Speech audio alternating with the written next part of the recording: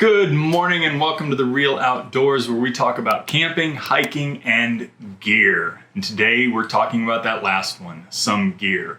I'm going to do a post-AT section hike review of the Outdoorsman Lab sleeping pad. You can see it there. This is what I would call a budget sleeping pad. You can see very, very small. Let's see. There's my Leatherman as a size comparison. As you can see, it's very small. I think it weighs right at 1 pound, maybe 15 ounces. So maybe just a little less than a pound. I believe I got it for about 50 bucks.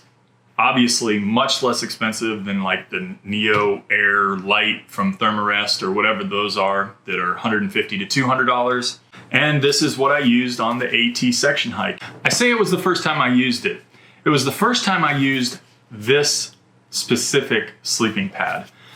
I did use the same sleeping pad, but it was, this is actually a replacement for that one. I used it on a scout camp out, used it for 2 nights. Very first night, got a hole in it, had a leak somewhere. It's hard to find when you're out there in the woods, and just came back because I had just gotten it. So I contacted Outdoorsman Lab and they said, sure, send it back and we'll send you a new one. So this is the new replacement one. This was my first time using it since I got the replacement. And I was actually a little nervous to use this one on the AT hike. After using it for just 2 nights on a scout camp out on real soft ground, no sticks, no rocks, nothing like that, and having a leak after the first night, I was a little nervous that this one might not work out. It actually worked great in spite of the rocks and the sticks and the rough terrain and things like that where I put my tent at the campsites where we were. Never had an issue with it losing air, held air no problem. It's really easy to inflate, just 3 or 4 breaths and it's fully inflated. I sleep with the top quilt, so I sleep right on top of the pad and with the quilt pulled over the top of me.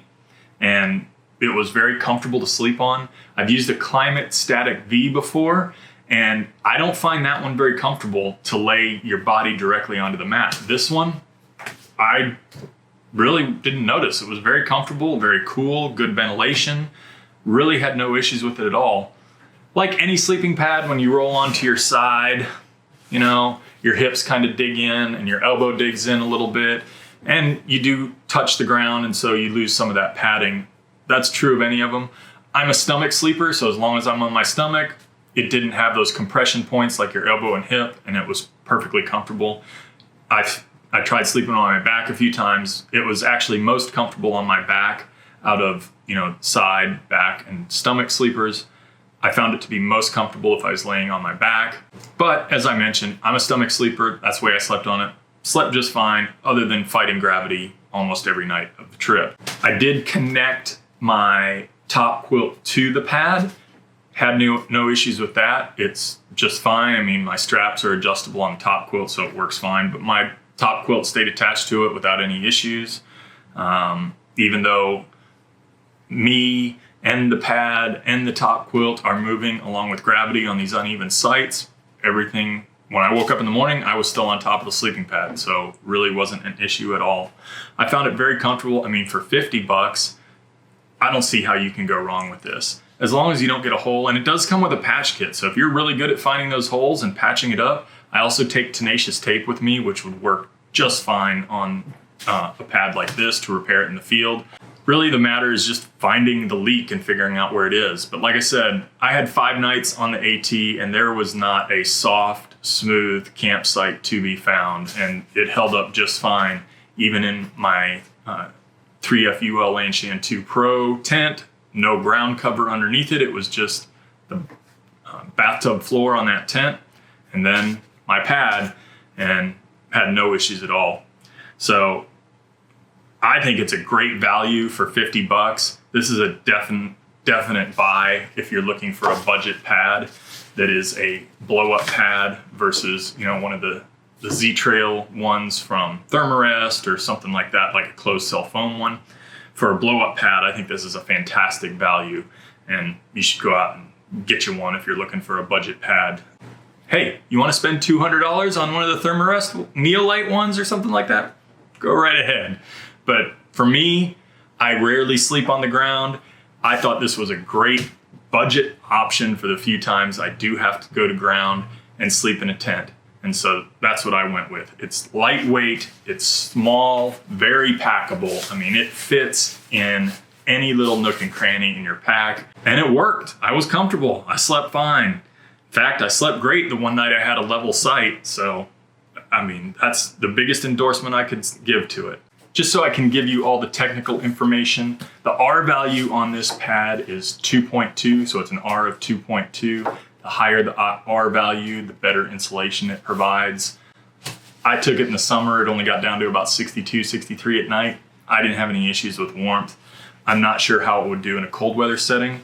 If I ever do use it in a cold weather setting, I'll let you know. But at least the R value is 2.2, so that gives you an idea of its R value to compare to other pads out there. Just as a comparison, the Thermarest Z-Lite, which is the closed cell foam pad, that has an R value of 2. This one's at 2.2. The Neo Air Uber Light or X Light is a 2.3, 2.4 range. So that gives you an idea of how that insulation rating works. The R value really just gives you a good way to measure against other pads as to how warm it'll keep you. You'd have to test it out for yourself. Some people are cold sleepers, some people are hot sleepers. See what works for you, what R value you need to be in. But for the price of this, I think that's a fantastic value. Officially rolls to 8 inches by 3 inches here. That's the official data from Outdoorsman Lab. And the official weight is 14.5 ounces. So like I said, I thought it was a little bit below a pound. I think that's fantastic. Very lightweight for a blow-up sleeping pad that you didn't have to pay $200 for or $150 for. In fact, right now on Amazon, I'm just looking here and it's $40. I paid $50 when I bought it, but now it's down to $40. Looks like it's even been improved a little bit. It's got some new packaging and things like that.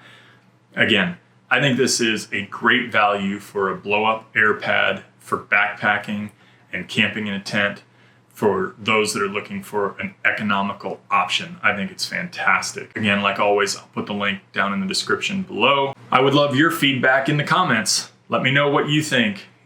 Have you had any experience with the Outdoorsman Lab pad or any of the others I mentioned in this video?